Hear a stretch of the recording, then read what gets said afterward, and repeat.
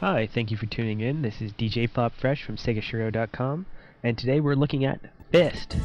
This was released by Imagineer in 1996, and if you hear me laughing right now, it's because this game is complete and utter garbage. It is a pile of ass like no ass before it. So in this game you have the choice between 8 anime stereotypes, all with large, freakish alien eyes. And as you can see right now, the graphics in this game are terrible. Even though this comes out in 1996, it does not even look as good as Virtua Fighter Remix, which was released at the launch of the Sega Saturn. So this game sits in the same genre as Arcana Heart or Pretty Fighter X, where you basically take control of 16-year-old high school stereotypes, mostly female, and then the randomly odd ninja or wizard thrown into the mix. And you fight with them.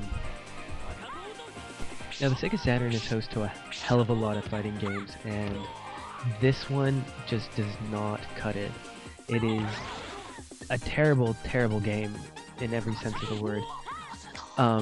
Essentially, most characters fall into one of 2 or 3 presets. There's very little distinguishing between movesets from one character to another, and the combat is slow-paced and sluggish. And really, you only play this game for the hilarious amount of English in it. I think the game developers at Imagineer knew that this game was terrible to begin with, considering that the box art and one of the main features in the game is the fact that you can see the voice pictures of the live voice actresses who voiced the characters. Oddly enough, the voice acting and the music are probably the strongest things in the game, but had it been in any other game, they would have been terrible.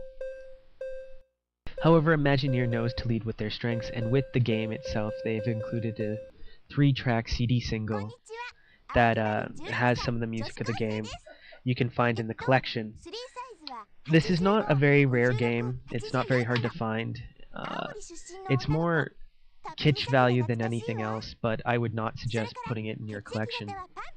The most fun that I had during this game was in the option menu. You can actually select to get a closer look at the 3D models in this game.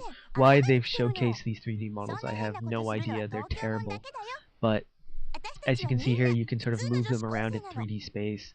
And, you know, spinning this character around and playing with the perspective is probably the most joy I got out of this game.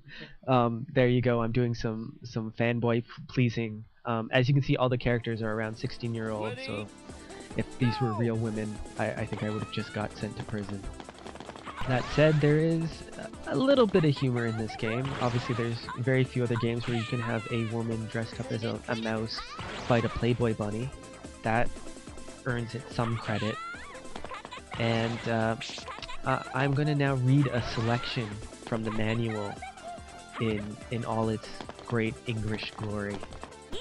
When you play to Fist, you just can't stop that heart from pounding. It's a feeling you've never experienced before.